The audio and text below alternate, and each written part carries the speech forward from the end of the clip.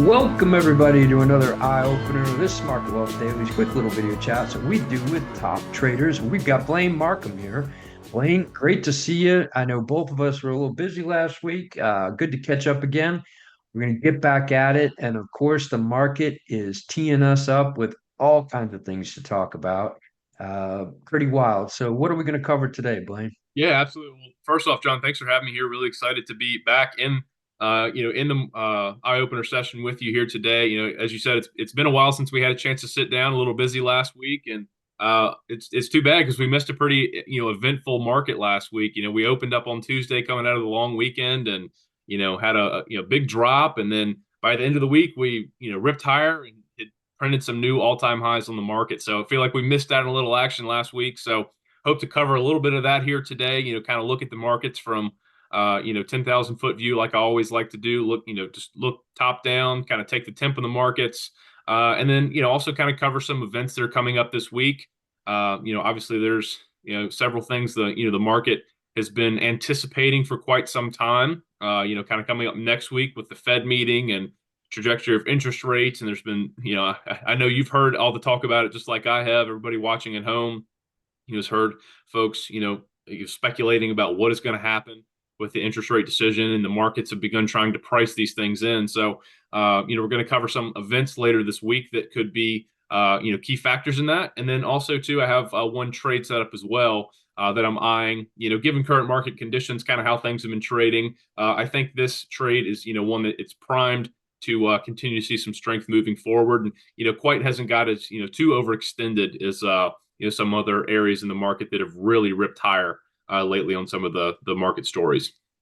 Yeah, well, all great stuff. Looking forward to this. So, we typically start at the 30,000 foot view and, look at the indexes and kind of see what signs they're giving us. It definitely, as unsettling as days like Friday can be, it's starting to get the sense of wash, rinse, repeat, and then it just keeps going higher. So, what, let me just put it out there. I mean, if you're looking at this, is there a sign that we can say that that cycle is going to change?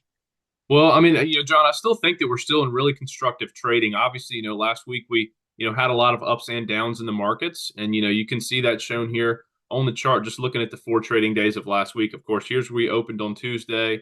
We traded down, and it was looking like, oh, we might be in for perhaps a little bit of corrective trading here, and might get a 3-4% or greater bit of a pullback, which certainly after the run the markets had could have been warranted, but we got that big drop. There was, people getting a little spooked, about several things, largely tariff related news, and, ultimately what the fate is going to be of some of the tariff policy.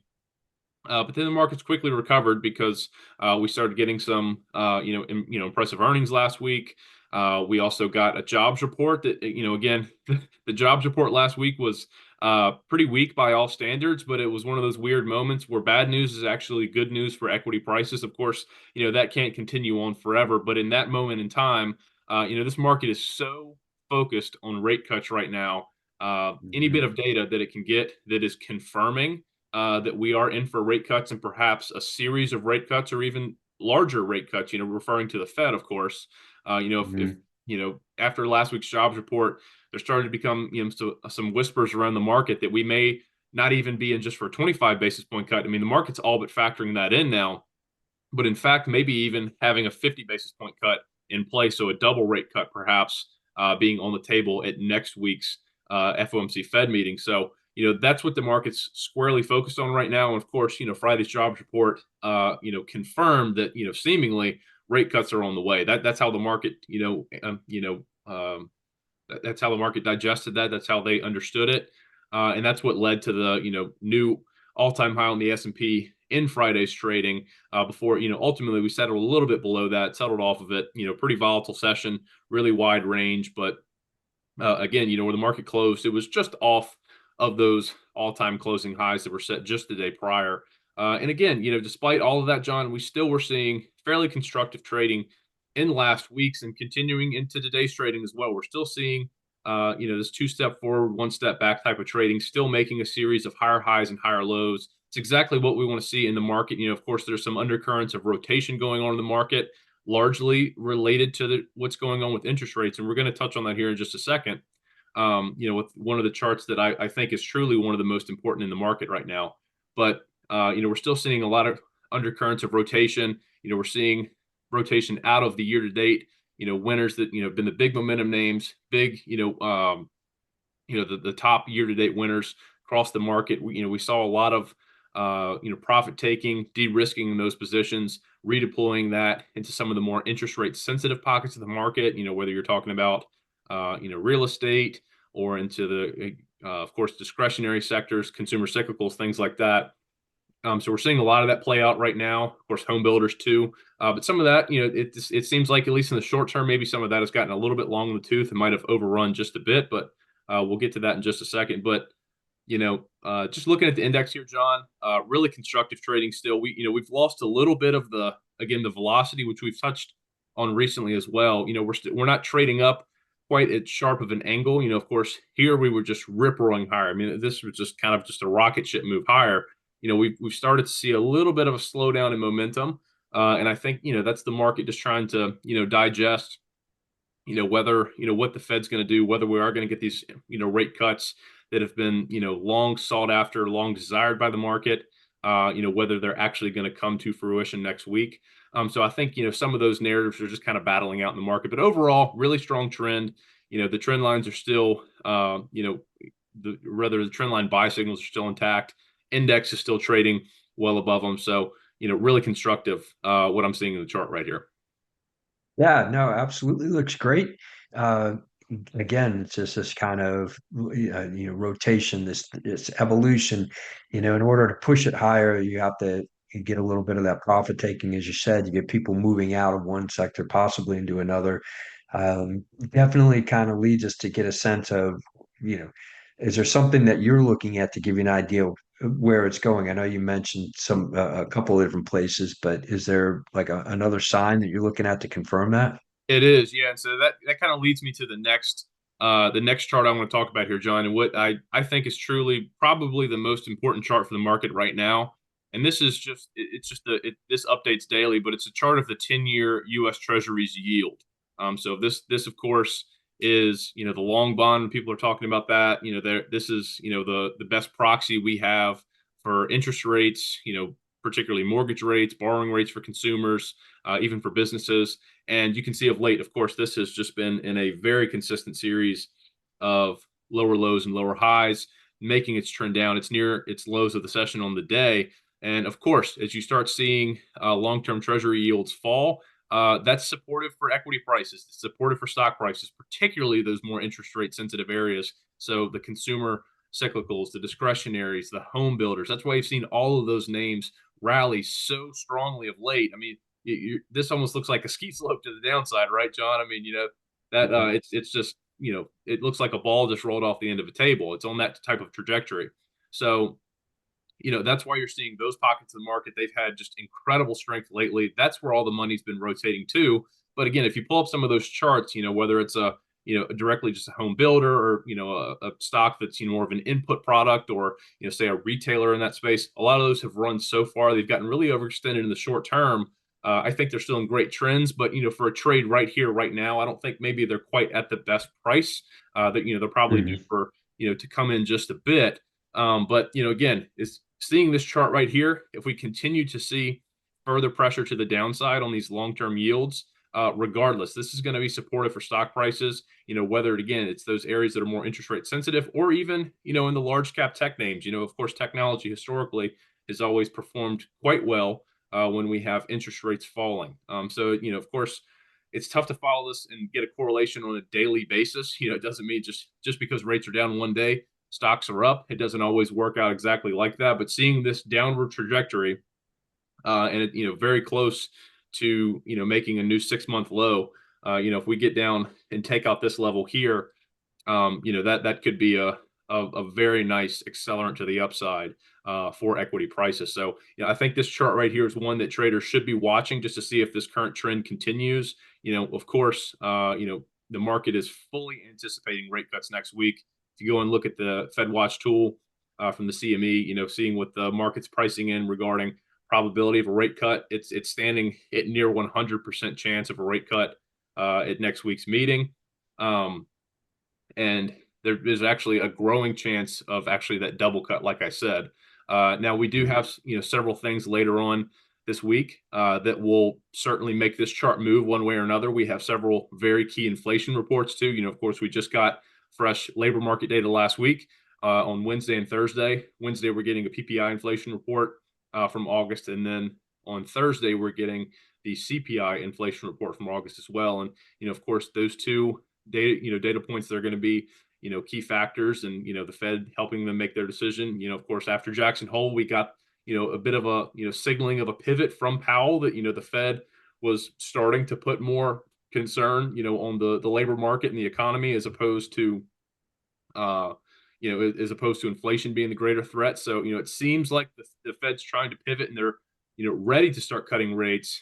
That's what this chart's signaling right here. But perhaps while the market is fully anticipating a cut, it seems now the question is, what's the size of that cut going to be? So that's really the key of what those two inflation reports later this week will be really important for.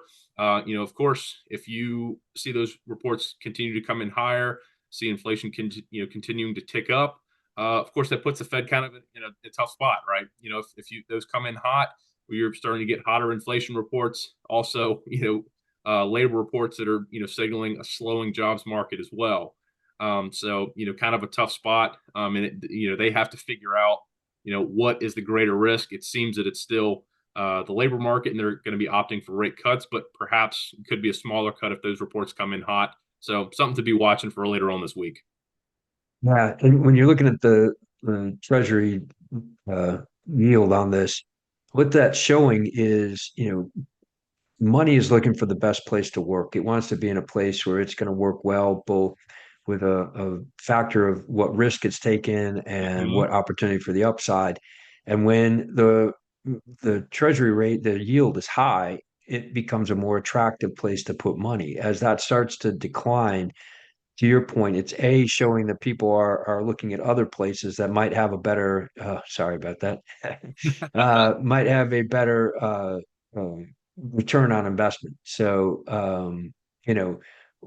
that goes back to the question. You mentioned a couple places that it could be going, home builders. I'm wondering, would financials start to see any benefit in the equity side if people are looking for other places to put money, and would they benefit from rates going down? Well, it's with financials a bit of a tough question, because they typically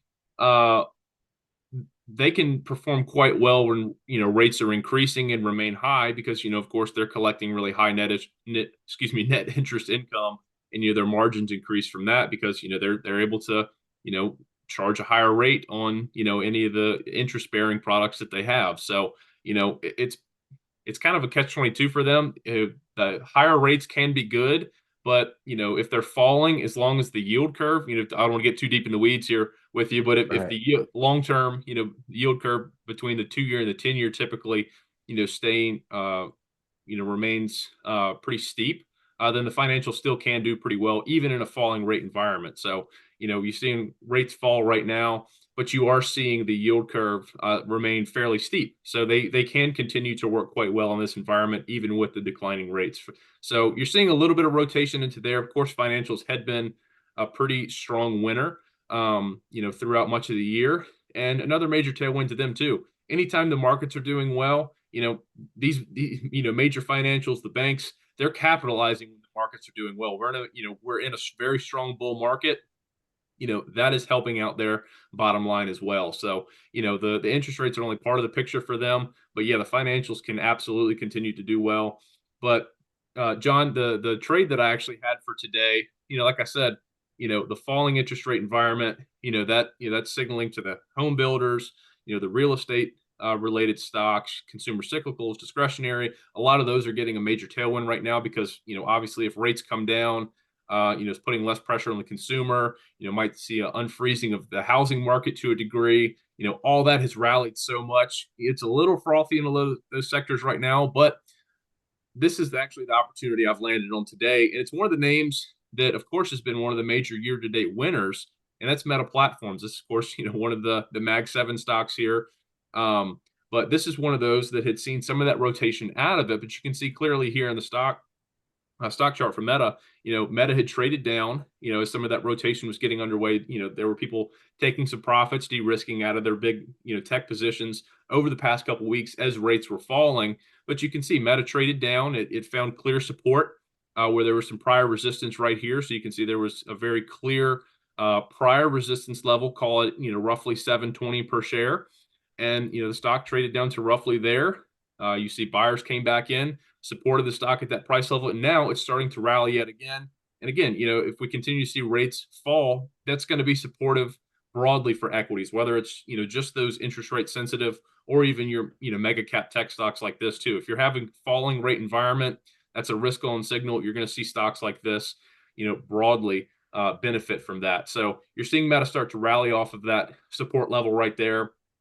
It's clearly made a nice series of higher highs and higher lows over the past couple of months. We have a great trend line buy signal in this setup right here. You can see our 21-day EMA. That's our red line there. It's trading above our 63-day EMA. That's our green line. And, of course, you can also see I have the Keltner channels overlaid here too, John. You can see that the stock is trading right in the middle of those Keltner channels. It's clearly not signaling the stock's overbought right now at current prices. It looks like it's, starting to reaccelerate to the upside, offering a really attractive entry point for a trade. And the way I actually was going to look to play this one was with a call option debit spread. Of course, you could, if you want to be a little bit more aggressive in your positioning, you could look to just enter a long call. But also, of course, just being mindful of cost. Meta is a $760 stock. So not everybody out there, can shell out, $5,000, $10,000, whatever it is, to go ahead and, put on a, buy an in the money long call or whatever, you want to look at for Meta. The cost for these calls is very substantial. So that's why I landed on this trade for an in the money call option debit spread. So I specifically was looking at the 705 call right here. I was looking to buy to open this and then sell to open the 720 strike call right here. So this is, a little bit larger spread than I typically look to trade. But, we are talking about a much higher price stock here. So we can kind of widen our spread out here, still sufficiently in the money. And I'm looking also too at the October 17th strikes here. So just wanted to clarify the expiration. And again, since this is a 15-point spread, John, I'd just be looking to get in at least at 12 points or less. So you can see it's currently coming in at about 11.88 points here. So I'm actually going to go ahead and look to enter this trade here on the call. I really like the setup for this one. I'll just go ahead and enter it at 11.9 right there. So that's still well within the cost I'd look to get in at. Again, with a 15-point spread, if you can get in at 12 points or less, you're guaranteeing at least a 25% profit potential there. So I was really excited about that opportunity right there. So see if I get filled on the trade. I feel like there's probably a pretty good chance that it will. But that was the trade I had for today. Well, there you go. Yeah,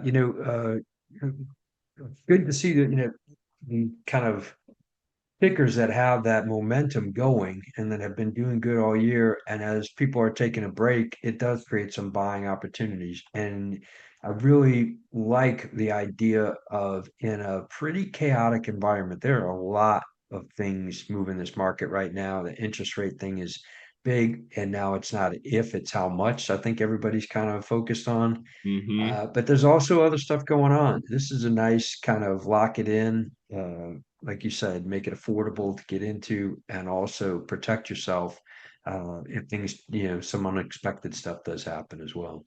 Exactly. Idea too is, clearly, Meta, a lot of the, tech leaders that have been really, really pushing the markets higher throughout the earlier part of the year. You've seen some of the rotation out of those names. It does look like Meta is starting to rally again yet from here. But again, one of the benefits of playing this with an in the money call debit spread as opposed to just a long call, if you continue to see some chop and, some rotation out of this, and there's some volatility, kind of sideways consolidation trading before it does ultimately break higher, which certainly could be possible, while you're still having some people rotate into those other pockets of the market, with an in the money call option debit spread, just like the one we looked at here, that trade can continue to work, as long as that, trade remains in the money come option expiration, Meta could continue to trade sideways, even fall a little bit further from here. Of course, if the stock rallies from here, the trade's going to perform quite well as well. But it has that bit of a buffer built in as well. So, I am fully expecting Meta to probably continue its, acceleration, regain some momentum from here. But it's nice to have that buffer built in with that call debit spread for this setup. Yeah, great bit of advice for us there, Blaine. It's so grateful that you jumped on and kind of walked us through all that. As always, a lot to unpack, looking at the broader market, kind of the explanation of how things are moving and where they're moving to, and then just wonderful with a really great trade that we're going to be keeping an eye on. So I know we'll be jumping back on Wednesday, so we'll follow up on this one and we'll see how the market's doing in this crazy week. Yep, absolutely. We should have a few more data points in our hands and a couple days closer to that highly anticipated Fed meeting next week. So, looking forward to Yep. it, John. Should be a good call on Wednesday, and yeah, hopefully we can have some good trade opportunities on that day too. So, looking forward to it. Thanks, Blaine. We'll talk to you soon. Yep, take care, John. Thanks so much.